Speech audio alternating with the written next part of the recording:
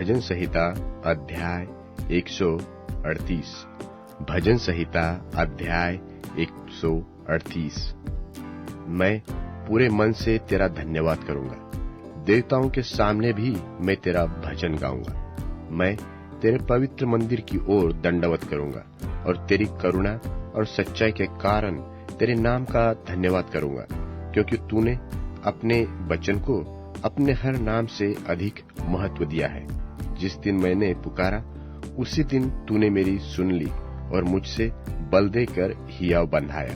हे यहोवा, पृथ्वी के सब राजा तेरा धन्यवाद करेंगे, क्योंकि उन्होंने तेरे वचन सुने हैं, और वे यहोवा की गति के विषय में गाएंगे, क्योंकि यहोवा की महिमा बड़ी है। यद्यपि यहोवा महान है, तो भी वह नम्र मनुष्यों की ओर दृष्टि करता है, परंतु अहंकारी को दूर ही से पहचानता है। चाहे मैं संकट के बीच में रहूं, तो भी तू मुझे जिलाएगा। तू मेरे क्रोधित शत्रुओं के विरुद्ध हाथ बढ़ाएगा और अपने दाहिने हाथ से मेरा उद्धार करेगा। यहोवा मेरे लिए सब कुछ पूरा करेगा। हे यहोवा, तेरी करुणा सदा की है। तू अपने हाथों के कार्य को त्याग न दे। भजन संहिता अध्याय 139। भजन संहिता अध्याय 139। हे यहोवा, तूने मुझे जांचकर जान लिया है। तू मेरा उठना बैठना जानता है और मेरे विचारों को दूर ही से समझ लेता है। मेरे चलने और लेटने की तू भली भांति छानबीन करता है और मेरी पूरी चाल चलन का भेद जानता है। और हे यहोवा, मेरे मुंह में ऐसी कोई बात नहीं जिसे तू पूरी रीति से न जानता हो। तूने मुझे आगे पीछे घेर रखा है और अपना हाथ मुझ पर रखे रहता है। यह ज्ञान मेरे लिए बहुत कठिन है, यह गंभीर और मेरी समझ से बाहर है।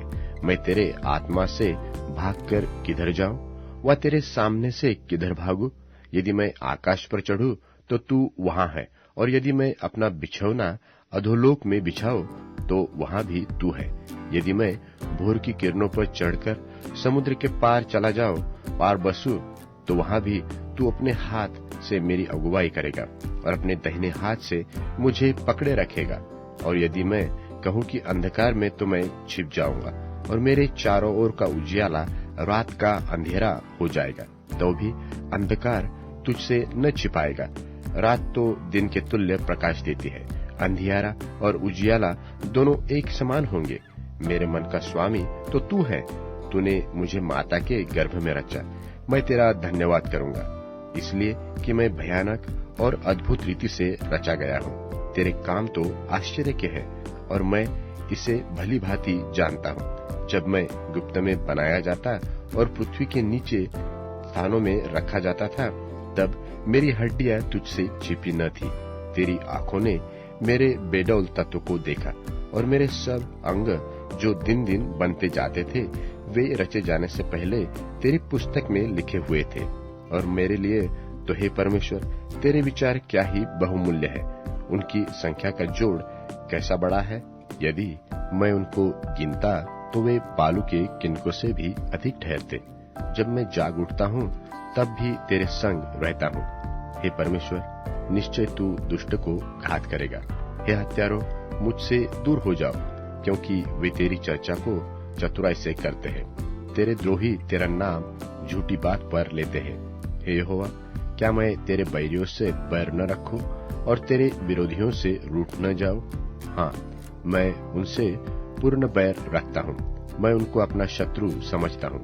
हे परमेश्वर, मुझे जांच कर जान ले, मुझे परख कर मेरी चिंताओं को जान ले, और देख कि मुझसे कोई बुरी चाल है कि नहीं, और अनंत के मार्ग में मेरी अगुवाई कर। भजन संहिता अध्याय 140।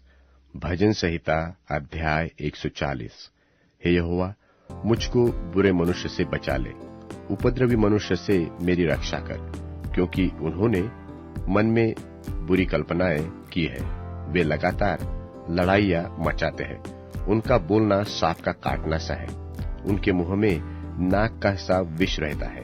हे यहोवा, मुझे दुष्ट के हाथों से बचा ले, उपद्रवी मनुष्य से मेरी रक्षा कर, क्योंकि उन्होंने मेरे पैरों के उखाड़ने की युक्ति की है। घमंडियों ने मेरे लिए फंदा और पासे लगाए और पथ के किनारे जाल बिछाए हैं। उन्होंने मेरे लिए फंदे लगा रखे हैं। हे यहोवा, मैंने तुझसे कहा कि तू मेरा परमेश्वर है। हे यहोवा, मेरे गिड़गिड़ाने की ओर कान लगा। हे यहोवा प्रभु, हे मेरे सामर्थ्य उद्धारकर्ता, तूने युद्ध के दिन मेरे सिर की रक्षा की है। हे यहोवा, दुष्ट की इच्छा को पूरी न होने दे, उसकी बुरी युक्ति को सफल न कर, नहीं तो वह घमंड करेगा।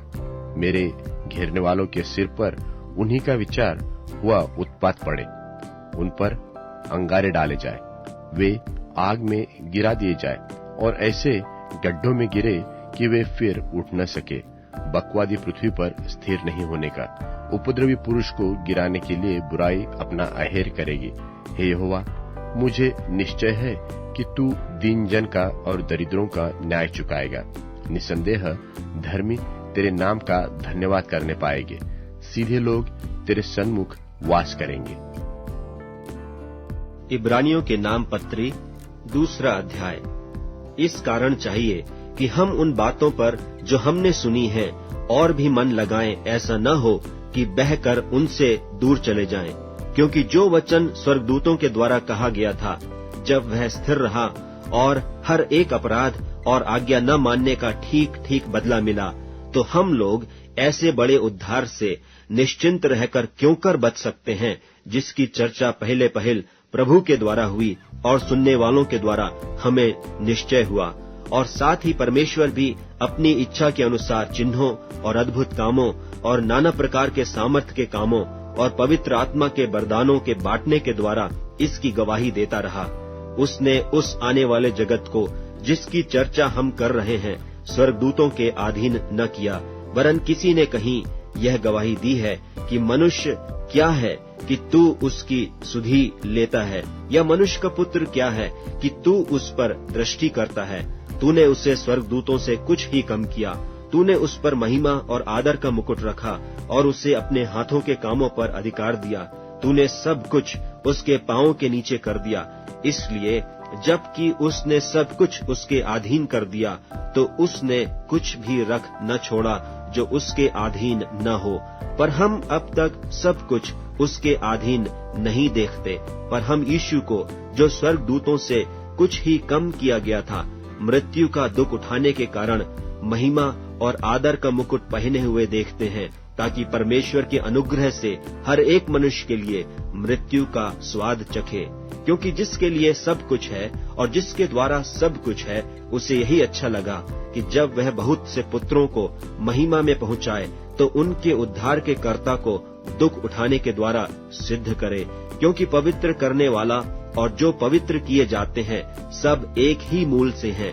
इसी कारण वह उन्हें भाई कहने से नहीं लजाता, पर कहता है कि मैं तेरा नाम अपने भाइयों को सुनाऊंगा, सभा के बीच में मैं तेरा भजन गाऊंगा। और फिर यह कि मैं उस पर भरोसा रखूंगा। और फिर यह कि देख, मैं उन लड़कों सहित जिससे परमेश्वर ने मुझे दिए, इसलिए जबकि लड़के मांस और लहू के भागी हैं, तो वह आप भी उनके समान उनका सहभागी हो गया, ताकि मृत्यु के द्वारा उसे, जिसे मृत्यु पर शक्ति मिली थी, अर्थात शैतान को निकम्मा कर दे, और जितने मृत्यु के भय के मारे जीवन भर दासत्व में फंसे थे, उन्हें छुड़ा ले। क्योंकि वह तो स्वर्गदूतों को नहीं, वरन इब्राहिम के वंश को संभालता है। इस कारण उसको चाहिए था कि सब बातों में अपने भाइयों के समान बने, जिससे वह उन बातों में जो परमेश्वर से संबंध रखती हैं, एक दयालु और विश्वास योग्य महायाजक बने, ताकि लोगों के पापों के लिए प्रायश्चित करे। क्योंकि जब उसने परीक्षा की दशा में दुख उठाया, तो वह उनकी भी सहायता कर सकता है जिनकी परीक्षा होती है।